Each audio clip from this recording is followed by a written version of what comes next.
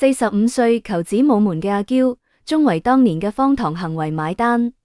坐擁無數身家嘅佢，亦有解決唔到嘅煩惱。咁多年，佢一直想要個細路，做咗好多努力，卻始終未能達成心願。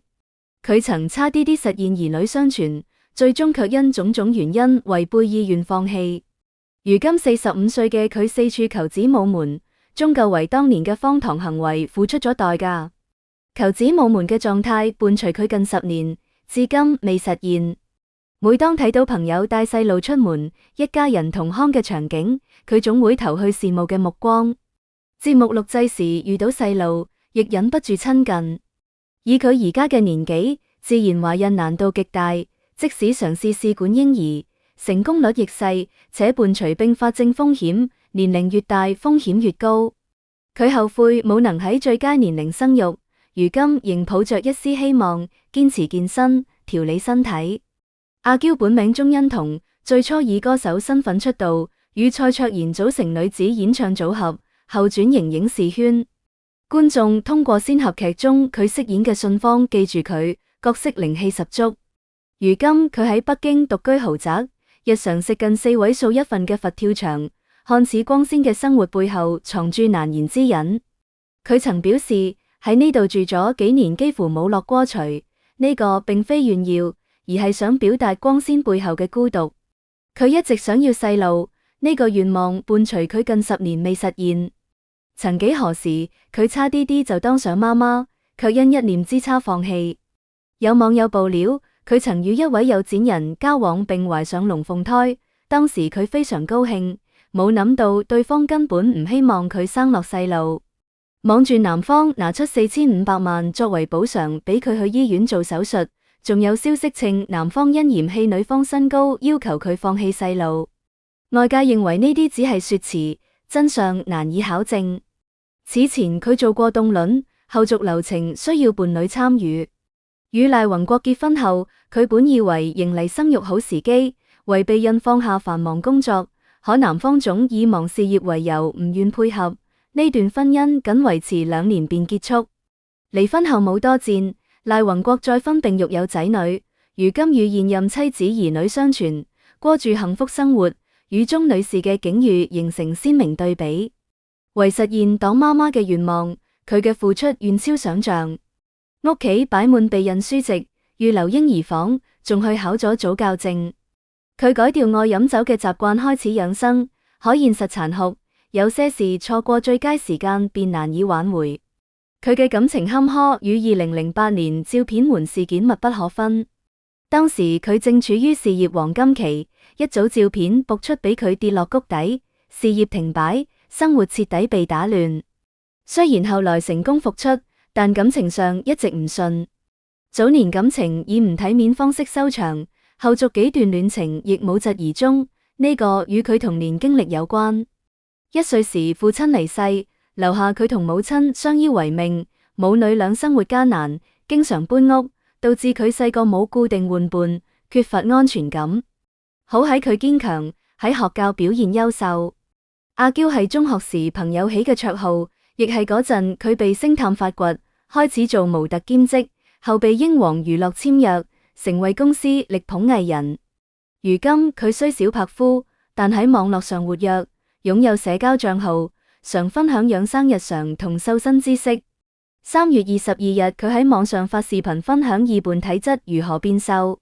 視頻中佢著準黑色短袖 T 恤同淺灰色運動褲，化淡妝，頭髮自然散下。佢稱自己屬於二胖體質，稍不控制飲食體重就會上漲且難以減掉，因此需要揾到適合自己嘅瘦身方式。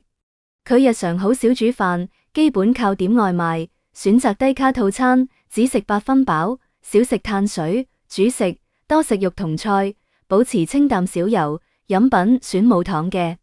雪櫃入面飲料大多係蘇打水、牛奶同茶，最近仲會做青瓜調稱水，蘋果1個，青瓜1斤，加1瓶椰子水，用榨汁機打碎，飲完有飽腹感。佢亦同普通人一樣，晚黑會饞夜宵，對此佢提供2種抑制食慾嘅方法，一係蘋果醋兌水，酸味打斷想食零食嘅想法；二係刷牙，佢稱之為邪修，口腔清潔後便唔想食嘢破壞佢。佢強調要用平常心對待，今日食多咗，明日就少食一點，不要太虧待自己。呢啲年嚟，佢嘗試過各種方法求子，從中醫調理到西醫輔助，從改變生活習慣到心理建設，幾乎無所不用其極。佢曾諮詢過多位專家，了解高齡產婦嘅風險同應對措施，亦加入過避孕社群，同有相同經歷嘅女性交流心得。然而，年齡始終係無法逾越嘅障礙。醫學上，女性35歲後生育能力顯著下降，40歲後更是急劇降低。佢45歲嘅年齡比自然受孕同試管嬰兒嘅成功率都極低。除咗生理因素，心理壓力亦係巨大阻礙。長期求子不得俾佢承受巨大心理負擔，焦慮、抑鬱情緒時有發生。佢曾喺節目中坦言，睇到別人屋企細路會忍不住落淚，甚至對未來感到迷茫。呢種心理狀態反過來又影響身體狀態，形成惡性循環。佢嘗試通過冥想、瑜伽等方式緩解壓力，但效果有限。經濟方面，佢雖坐擁身家，但求子過程中嘅醫療費用、調理費用、生活成本等累積起嚟，亦係不少數目。凍卵、試管嬰兒等輔助生殖技術費用高昂，且需多次嘗試，耗資巨大。佢曾透露，為避孕已花費數百萬，但結果仍不如人意。感情方面，佢嘅婚姻失敗同戀情無果，亦與求子困境密切相關。與賴宏國嘅婚姻中，雙方喺生育問題上存在嚴重分歧，男方唔願配合，導致婚姻破裂。此後佢雖嘗試過幾段戀情，但都因生育問題冇疾而終。佢曾表示希望揾到真正理解自己、願意共同面對生育挑戰嘅伴侶，但至今未遇。童年經歷對佢影響深遠，父親早逝，頻繁搬屋，缺乏安全感，呢啲經歷塑造咗佢敏感、缺乏安全感嘅性格。佢曾說，細個啲經歷俾佢特別渴望擁有一個完整嘅家庭，呢個亦係佢執着於求子嘅深層原因。然而，呢種渴望喺現實中屢屢受挫，形成巨大心理落差。如今佢45歲，求子之路愈發艱難。佢雖未放棄希望，但亦唔得唔面對現實。佢開始調整心態，將更多精力投入到其他領域，如公益事業、藝術創作等。佢參與多個公益項目，關注弱勢兒童群體，試圖通過幫助他人揾到人生意義。同時，佢亦喺嘗試新嘅藝術形式，如繪畫、寫作，豐富精神生活。社會輿論方面，佢嘅求子困境引發廣泛討論。有人同情佢嘅遭遇，認為高齡女性求子應得到更多支持；亦有人批評佢當年選擇放棄龍鳳胎，認為今日困境係自食其果。呢啲輿論壓力俾佢倍感困擾，但佢選擇保持沉默，專注自我療癒。醫學專家指出，高齡女性求子需綜合考慮生理、心理、經濟等多方面因素。除咗輔助生殖技術、心理輔導、生活方式調整、社會支持等同樣重要。佢哋建議阿嬌喺繼續嘗試醫學手段嘅同時，亦要關注心理健康，建立支持系統，避免過度焦慮影響身體狀態。朋友同家人對佢嘅支持亦至關重要。佢曾表示，身邊朋友嘅理解同鼓勵係佢堅持落去嘅動力。家人雖擔心佢嘅身體，但亦尊重佢嘅選擇，給予默默支持。呢種支持網絡幫助佢度過許多艱難時刻。